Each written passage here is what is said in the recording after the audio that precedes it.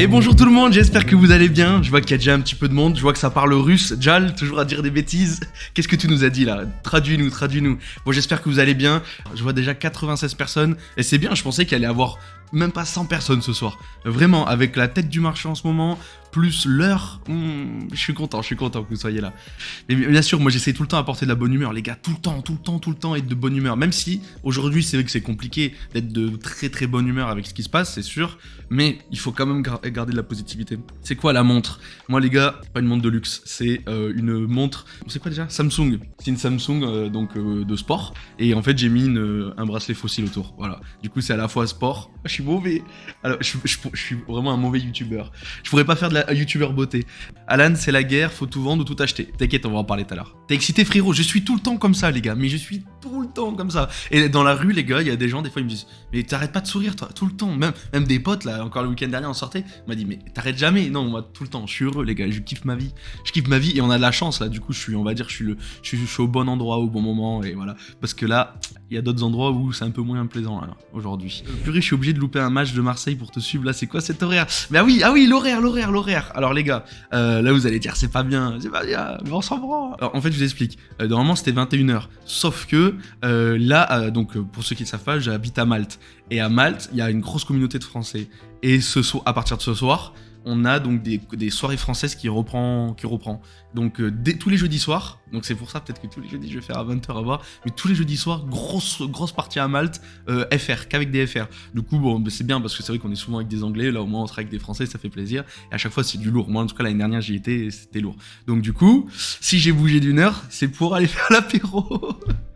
Voilà, donc désolé de vous avoir fait décaler d'une heure, mais voilà. Moi, au moins, je suis honnête, moi, je suis pas menteur. Je ne mens pas, les gars, je mens pas, c'est la pure vérité. Tu vas te mettre mort pour la bière 6 trop bonne. Bien sûr, je vais mettre mort comme tout le temps. Et la bière, voilà, 6 qui est bonne. Au début, je me suis dit, ouais, c'est un truc une bière de Clodo, ça, tu sais, c'est, je sais pas, j'ai eu un mauvais pressentiment, mais en fait, trop bien, trop bonne. En plus, il y a énormément de meufs. Il y a tellement de meufs ici à Malte, les gars, c'est incroyable. Et surtout dans les soirées françaises, incroyable. T'as raison, tonton, rien passe avant l'apéro. Bien sûr, c'est l'apéritif avant tout, les gars. Et en plus, no joke, là, je sais que ça pourra ne pas plaire à certains, mais c'est pas grave.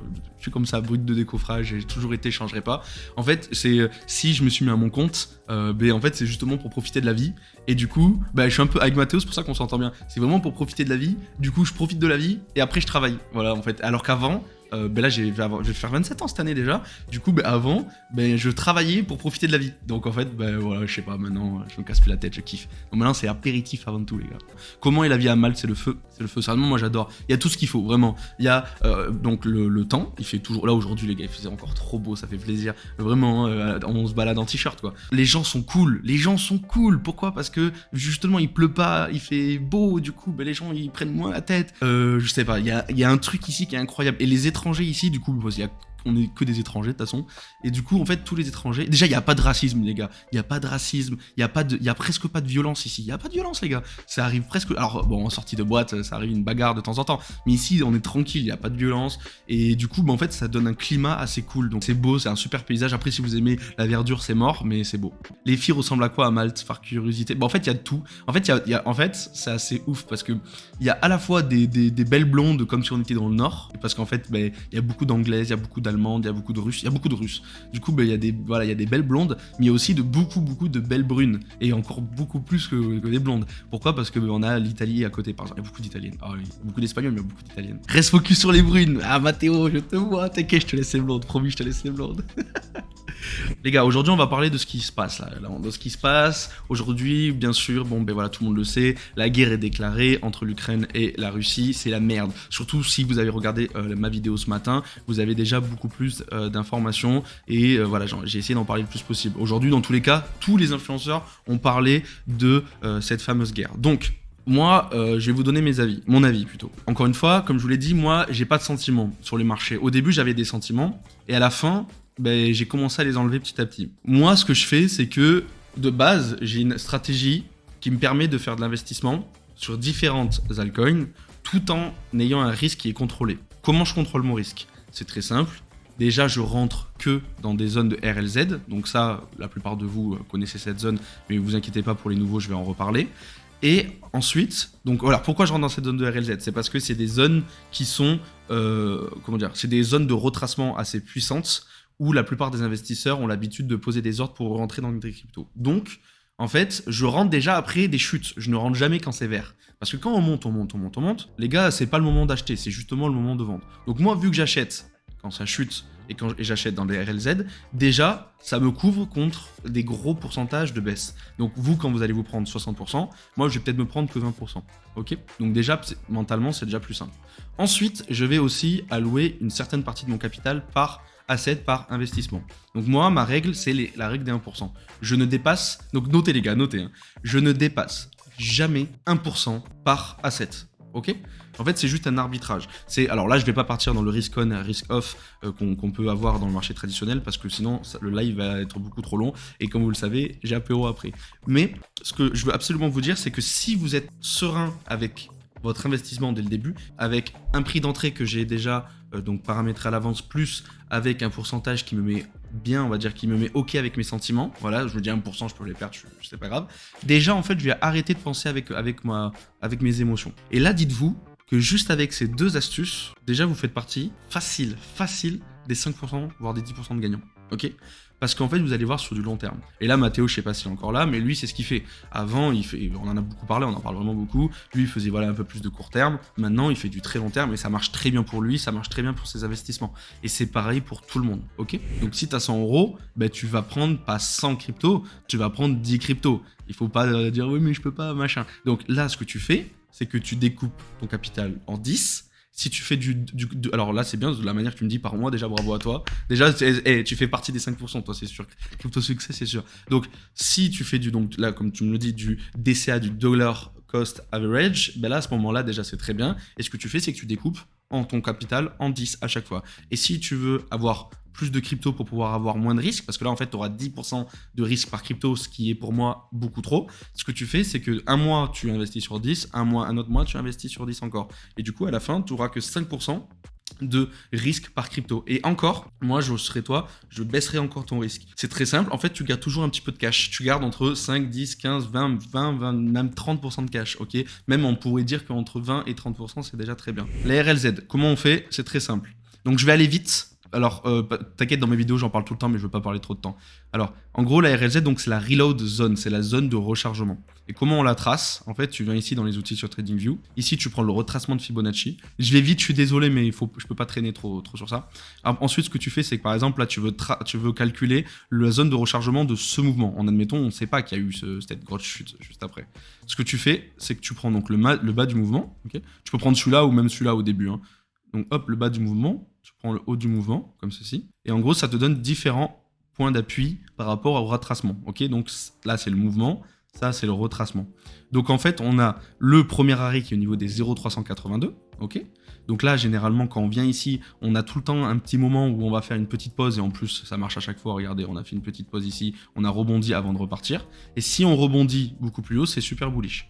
Par contre, quand on vient casser cette zone, généralement, on va où ? Automatiquement dans la zone de RLZ. La zone de RLZ, c'est entre les 0,618 et les 0,786.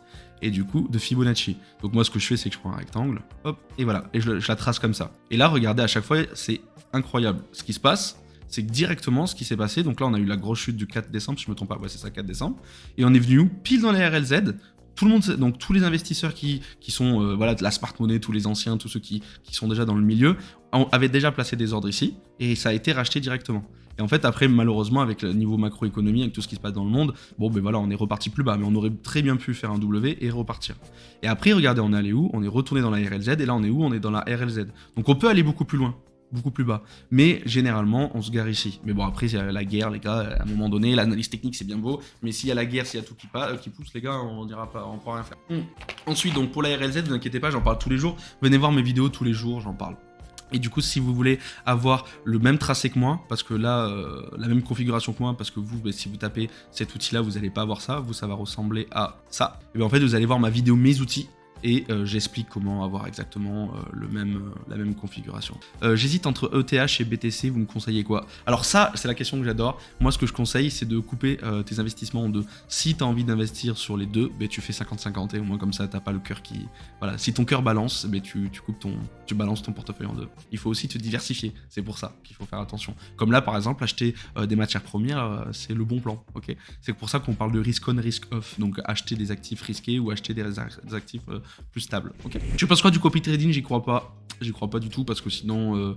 non, je sais pas si j'ai le droit de dire ça, c'est pas bien, mais j'y crois pas parce qu'en fait, il faudrait vraiment que tout soit bien suivi, en gros, que en one shot, t'aies les informations en même temps que le trader, quoi. Et est-ce qu'il va te donner les mêmes informations au même moment? Je pense pas. Moi, j'ai vendu une grosse partie de mes cryptos au dernier rebond, mais j'étais pas sûr de moi à 100%. En fait, j'étais sûr avec ma stratégie, mais pas avec mes sentiments et pas avec la psychologie des autres. Donc, tu vois, comment traduire cette psychologie? Est-ce que la personne va te suivre? Est-ce que sur... En fait, le truc, c'est qu'il faut pas voir des résultats sur un mois, il faut voir des résultats sur une année. En tout cas, quand on fait du trading ou même on fait de l'investissement, on va voir en fait sur des résultats sur une année. Donc, en gros, est-ce que tu vas me suivre pendant un an? Moi, je vais pas le faire, hein, c'est pas pour... Voilà. Mais est-ce que tu vas me suivre pendant un an? Est-ce que tu vas faire 100% des mêmes trades que moi au même moment avec exactement les mêmes montants, etc. Non, en fait. Donc, malheureusement, est-ce que sur le long terme, toi, tu seras gagnant?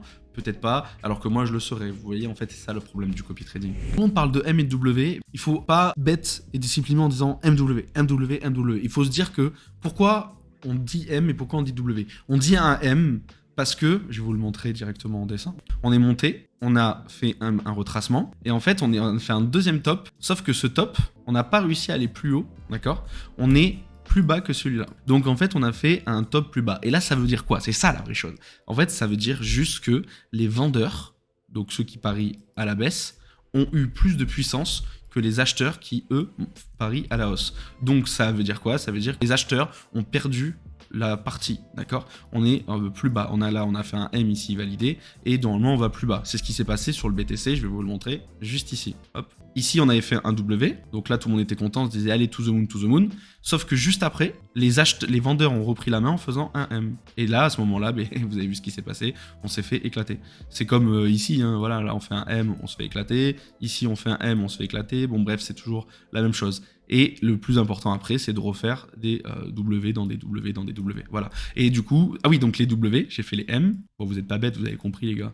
Les W, c'est quoi? C'est un haut, donc un bas, pardon, plus bas que l'ancien plus bas, donc un double bottom. Mais il faut bien qu'il soit au-dessus de celui-là. Donc ça veut dire quoi? Ça veut dire que ici, les vendeurs ont poussé le prix, mais n'ont pas réussi à pousser en dessous de ce plus bas. Donc ça veut dire que c'est les acheteurs qui ont repris la main. Donc ça, si vous arrivez à le garder dans votre état d'esprit, les gars, dans votre tête là, ça va vous changer beaucoup de choses, je vous le dis. Parce qu'il y en a beaucoup qui sont là, bêtes et disciplinés, MW.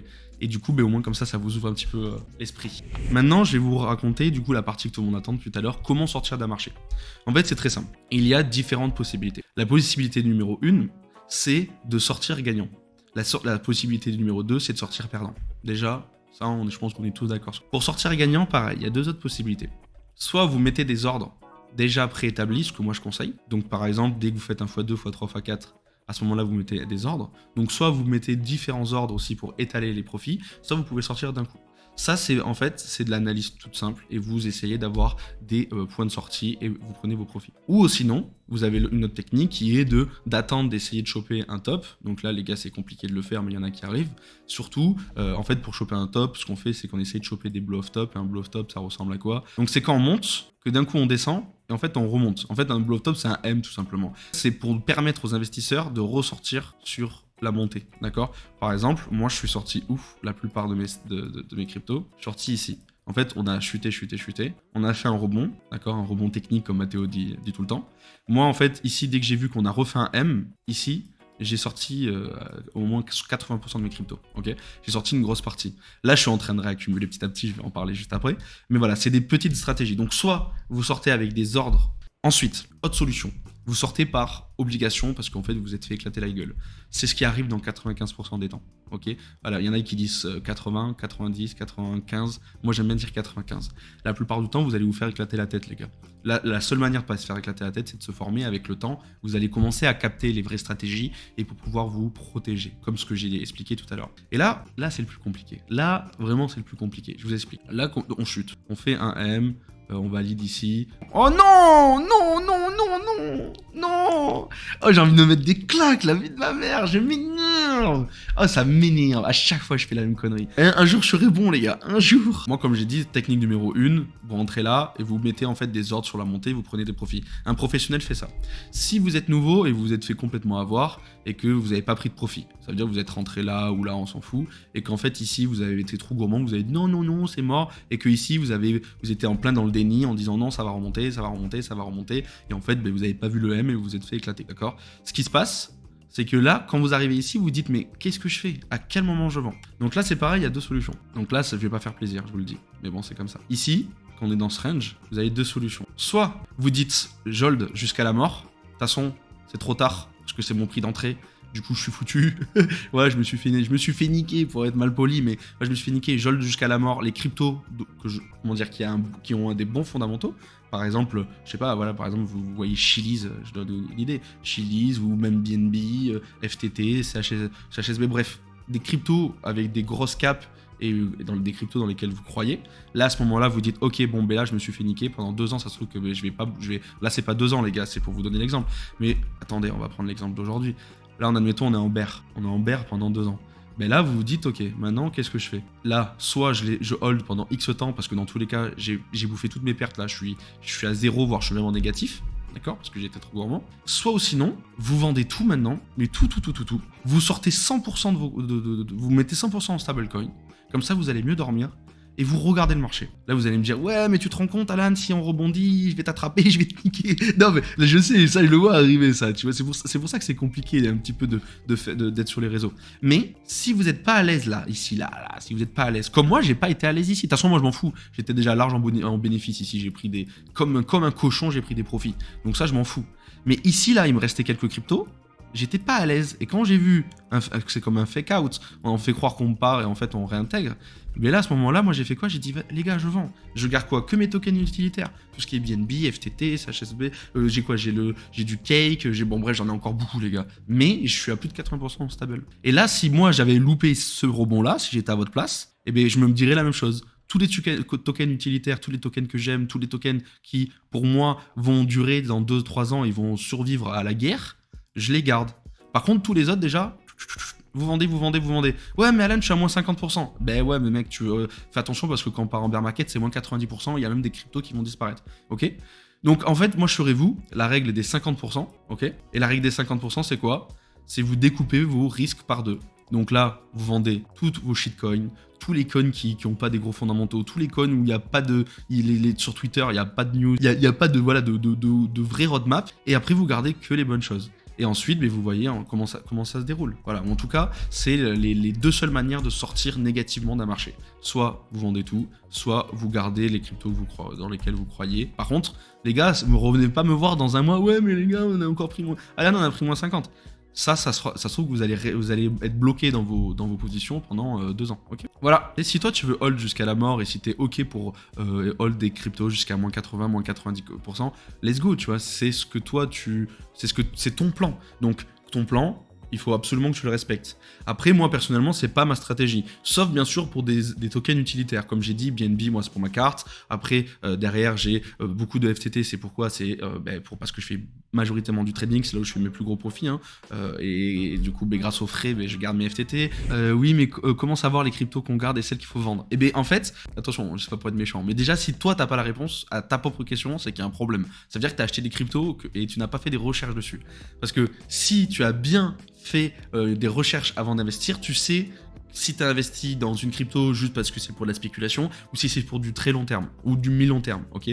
Et là, à ce moment-là, si tu l'as pas fait, c'est pas grave. Tout le monde se trompe au début. Tout le monde fait un peu n'importe quoi. Donc là, à ce moment-là, ce que tu fais, c'est que tu te reposes, tu te reprends toutes tes cryptos, tu refais des analyses dessus et tu regardes si c'est du long terme ou pas. Si c'est du long terme, si c'est écrit dans ton plan, tu peux les garder. Mais fais attention, tu peux te faire éclater. Ou sinon, de l'autre côté, si c'est des shitcoins ou si tu te rends compte maintenant que c'est des shitcoins ou des petits projets qui n'ont pas beaucoup d'avenir, là, à ce moment-là, tu les dégages. Moi j'ai une bonne commu, la plupart vient de CF donc je peux dire on, mais oui on a une bonne commu et sérieusement par rapport à plein de communautés alors que ça parle d'argent, et ben je trouve que dans les cryptos on est assez bienveillant, c'est ce que je trouve en tout cas. Peut-être que je suis trop de bonne humeur et trop trop bigleux là, et je sais pas. Mais pour moi, j'ai l'impression que tout le monde est gentil. Alors, comment je vais faire ça? C'est la première fois que je fais un tirage au sort en live, les gars. Est-ce que tout le monde est prêt là pour les 500 balles là? C'est parti. 5, 4, 3, 2, 1. Le gagnant est Alex LPRN 14. J'espère que t'es là, frérot. Félicitations à toi. 500 balles. Ça serait trop bien qu'il soit là. GG, allez, on lui fait des GG, on lui fait des... Oh, les gars, je vais vous faire 1000 € cette semaine, les gars. Ça fait trop bien. Un peu de musique, les gars. On se met bien. Allez, allez. Il pump juste pour aller chercher l'utilité. Qu'est-ce qu'il y a? Il pump le fou, là. Il pump de rien, les gars. Calmez-vous, calmez-vous. Mettez-vous en daily, les gars. Y a rien du tout. Calmez-vous. Regardez. Mettez-vous en daily, les gars. Et comme d'habitude, les gars, je vous fais un petit message de fin. Ok, en ce moment, c'est la merde. Ok, en ce moment, sur les réseaux, ben voilà, tout le monde est en panique. C'est la merde dans le monde. Moi, je vous dis quelque chose. Coupez les écrans. Coupez vos téléphones, profitez de vos familles, faites du sport. Si vous avez des copines, ben faites du sport avec elles. Voilà, mais faites-vous kiffer, les gars. Mais sortez un petit peu des réseaux. Là, vous allez vous tuer le crâne. Moi, je suis obligé de le faire par rapport à mon activité. Ça me bute le crâne. C'est pour ça que ce soir, je vais faire la fête. Je sais que c'est malheureux parce qu'il y a d'autres personnes qui sont en train de souffrir dans ce monde, mais ça l'a toujours été. Il faut aussi savoir, voilà, se protéger le cerveau. Donc, protégez-vous le cerveau parce que sinon, dans l'investissement, vous allez vous faire éclater, les gars. Donc, protégez-vous, kiffez votre vie. Et là, alors c'est qui a été choisi là? C'est qui a été choisi? Oh, je vous kiffe, les gars. À chaque fois, les fins de live, j'adore ça, les gars. On se voit demain, donc ça sera pas demain matin, parce que demain matin, je décuve. On se verra demain après-midi. Et après, ben voilà, pour le prochain live, jeudi prochain, je referai gagner 500 balles. Et encore félicitations à toi, Alex. Voilà, je vous kiffe. Allez, on balance le raid, les gars. Allez, ciao.